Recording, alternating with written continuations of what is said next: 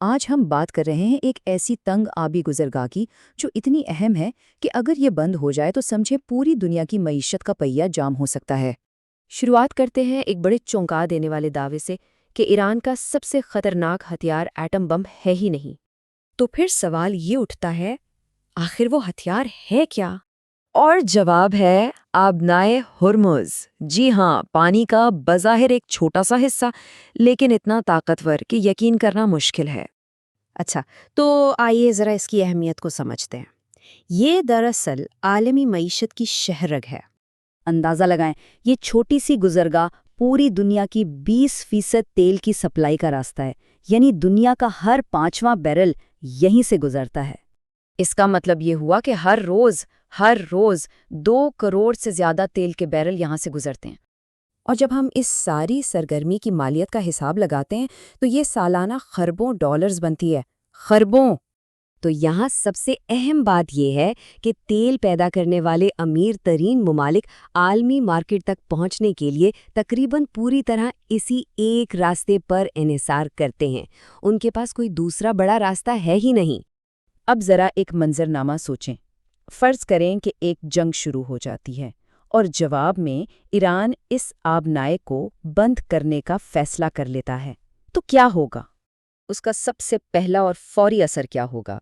عالمی توانائی کی قیمتوں کو ایک زبردست تباہ کن جھٹکا لگے گا۔ تیل کی قیمتیں آسمان سے باتیں کرنے لگیں گی۔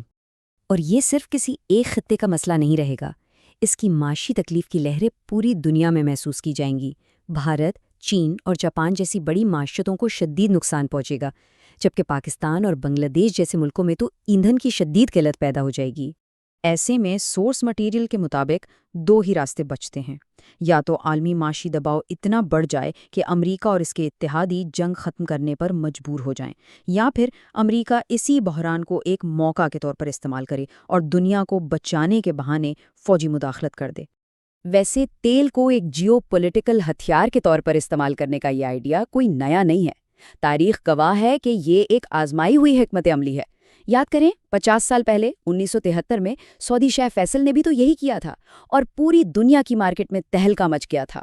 سورس مٹیریل ایک اور تاریخی مثال کی طرف اشارہ کرتا ہے کہ یہ ایک طرح کا جال ہو سکتا ہے، یعنی کسی ایرانی رد عمل کو بھڑکایا جائے، پھر ایران جوابی کارروائی میں آبنائے بند کر دے، اور پھر امریکہ پوری دنیا کا ہیرو بن کر اسے دوبارہ کھلوانے کے لیے میدان میں اتر آئے۔ اس صورتحال میں ظاہر کشیدگی تو بڑھے گی، اور پھر ایران کی نئی قیادت کی طرف سے ایک ڈو ٹوک اعلان آتا ہے کہ یہ جنگ تب تک نہیں رکے گی جب تک شہداء کے خون کا بدلہ نہیں لے لیا جاتا، اور ایران کبھی ہتھیار نہیں ڈالے گا۔ اور اس کے جواب میں امریکہ کی طرف سے ایک کھلی اور بہت بڑی دھمکی سامنے آتی ہے کہ اگر ایران نے آبنائے ہرمز نہیں کھولی تو ایک بڑا حملہ کیا جائے گا، جسے دنیا کے لیے ایک تحفہ کہا جاتا ہے۔ تو آخر میں ایک ہی بڑا سوال ذہن میں رہ جاتا ہے کہ کیا یہ سب ایک سوچی سمجھی تصویراتی چال ہے، یا پھر دنیا ایک ایسے عالمی تنازع کی طرف بڑھ رہی ہے جہاں سے واپسی کا کوئی راستہ نہیں؟